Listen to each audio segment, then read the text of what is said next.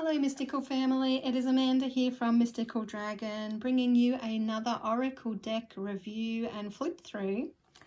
Today we are going to take a look at the Sacred Geometry of Relationships Oracle deck, and this is by Lon. Lon is both the artist and also the one who has written this particular deck. It is a bigger deck, so it is a larger box and also larger cards, which I know some people don't love the larger cards as much because they are much more of a handful to be able to shuffle and hold. But it is quite a lovely deck, so don't write it off just because of the size of the cards. Let's get in and have a bit more of a look at the deck itself, and you can make more of a call on whether you like the deck or not from that. So this has a guidebook. It's also a larger size guidebook. It is about 150 pages of the larger pages. Now it has got some interesting information through the start, through the introductions. So this deck definitely kind of combines some of that sacred geometry energy, and she talks about various activations that you can do, which is essentially meditations that we can do with this deck as well. So she talks a bit about change and consciousness and relationships through the introduction, absolutely dividing it up and kind of going a bit further into these topics.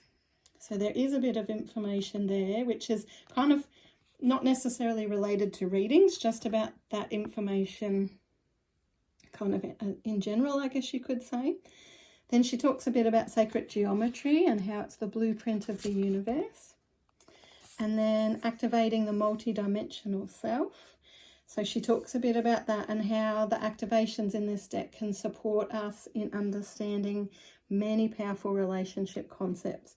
And so she takes you through some ways that you can do that as well. How to use the activation cards, how to prepare your deck. So shuffling, drawing cards, asking questions. And then we do have a whole bunch of some spreads. So 1 card, 2 card, 3 card, 4 card. And then there's a 7 card spread for relationships for change, which is quite a unique one. And then there's also, she goes into combining this deck with other decks as well. And then some information on interpreting the cards and the types of stories they'll tell. And so ways to kind of draw out some further meaning from the cards themselves. And further ways you can use the deck. So the activations are actually visual meditation tools. So she goes into that and the process of how to do that and how to use them. Then, of course, as with all of our guidebooks, it goes into each and every card in the deck. So it does have a little image there so that you know that you have the right card, you found the right one. There is an affirmation for each card. Now it goes into a bit of information on each particular card. And then also, so it goes into information about each card kind of as a general feeling. And then it goes into that particular card and relationship. So kind of looking at it more on that relationship level. If you've specifically asked a relationship question or maybe done one of the spreads that's specifically looking at relationship. And then each card also has a food for thought section, which is really, I really love this section. It's essentially asking some questions that connect to the meaning of that card that might help you to go deeper in your interpretation or your understanding, or with themes to explore because you've got this particular card. So it can really take it a lot further, and you could even use some of these questions or one of those questions as to meditate on. So there's a lot of a lot of scope with these cards in being able to really get some deep and meaningful meanings out of your cards. Now, while she does have the chakras in this deck, going beyond the chakra cards, she also has not only that information about the card itself kind of on that general level, but there's also some information on the image description as well. So going a bit into the sacred geometry and what you're seeing and kind of the movement and feeling and energy that she has put into that particular image in the card, and what you might be picking up on, or what might, I guess, make even more sense to you as to why you've drawn that card. So then still going into that card and the relationship and the food for thought questions as well. So all of your cards have got that amount of information, which is really great. So even if you've done a meditation and then you come to look at the image description side to see, you know, maybe it helps you connect some of the dots as to what's come through in your meditation in relation to that particular card. And then also at the very back of this book, she has, let me find it, an appendix. So we actually have a little section where she goes through some of the specific words that you may or may not understand, but also some of the symbology as well. So there's like some basic numerology that she's listed in the back, some symbology, so circles, flower, flower of life, some of the basic colour meanings in there as well. So that can be some extra information that you have at your fingertips to be able to dive into, depending on, you know, what's talking to you from the card or from your meditation, etc., if you do that. So I do love the fact that these cards are really quite different to other decks. Some decks can get a little bit, you know, same old, same old. They're kind of rehashing similar things.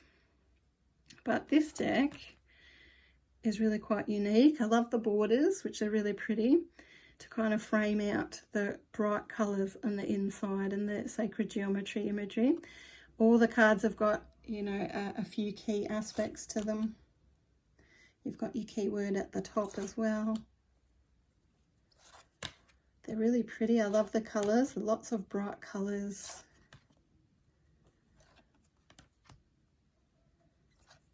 I love the fact that if a particular image really speaks to you, that you've got that part of the guidebook that you can go to and have a look, and, you know, it'll give you more information about the actual image itself and what's contained in the image. And I really feel that these would make beautiful meditation focuses. The sacred geometry can really help take you into a meditation, take you to really interesting places, unlock certain energies, awaken certain energies.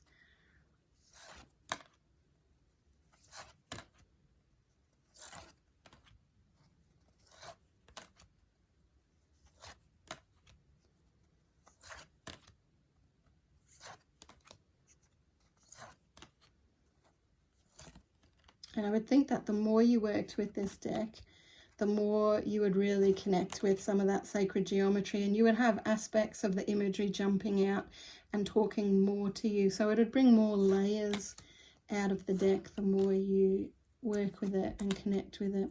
And like I said, even meditate with it, because that would help the cards to speak to you on a whole nother level as well. And can certainly bring some healing through not only messages that are coming out, but also what you might receive through your meditations with this deck as well. So as you can see, a really pretty deck, very bright and colourful, very unique deck. As I say, don't let the size of the cards put you off. They are beautiful. You can still work with them. The larger cards are still, I find both, you know, the smaller cards and the larger cards really quite easy to work with. It just takes practice to shuffle and do those sorts of things. So yeah, don't let the size put you off if you don't like the large cards. Very unique, very beautiful deck. Lots of information in the guidebook. Let me know in the comments below what you think, if you've worked with this deck before, or what jumps out at you, what you love about this particular deck. I would love to hear, I'd love to know your thoughts on this particular deck. And please do like and subscribe, because we will have more reviews, spells and other videos that will be coming out across the coming weeks and months. So do follow along with us, join our community at Mystical Dragon.